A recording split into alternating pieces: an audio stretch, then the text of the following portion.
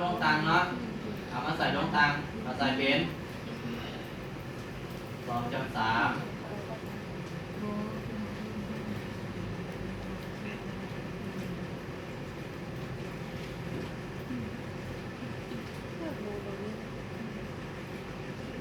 เนาะ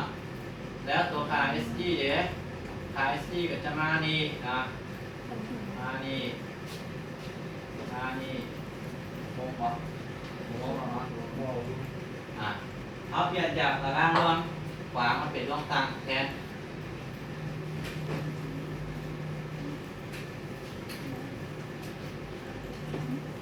ทำนี้ที่อาจจะเจ้าซาตารางเป็นน้องใหม่ที่ต้องการลงมาให้เนาะ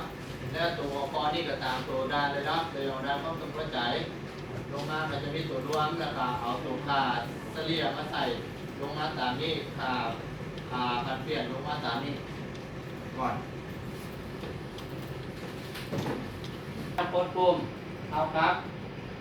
แล้วไปคลิกใส่ห้อง233แล้วกดปุ่ม Enter มันจะมาให้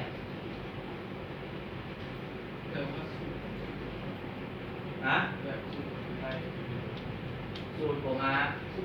แต่มันจะเอาข้อมูลจากตัวนั้นเขาแสดงอยู่รูปซื้อเขาต้องการสูตรแล้วสูตรออกแล้วเขาต้องการอยากได้แต่พวกตัวเล็กตัวนั้นมาใส่นี้เขาจะพิมพ์เอาเองก็ได้ถ้าว่าที่จะเอาบอกนั่นกับพิมพ์เอาเองก็ได้2.33เลยอย่างอีก3.00 3.17บอก3.00สูตรออกเลยเด้อเปลี่ยนแต่ขวางตัง แม่ถ้าที่จะไปเอาเปลี่ยนรูปแบบเป็นต้องการเอาตามเก่าก็ได้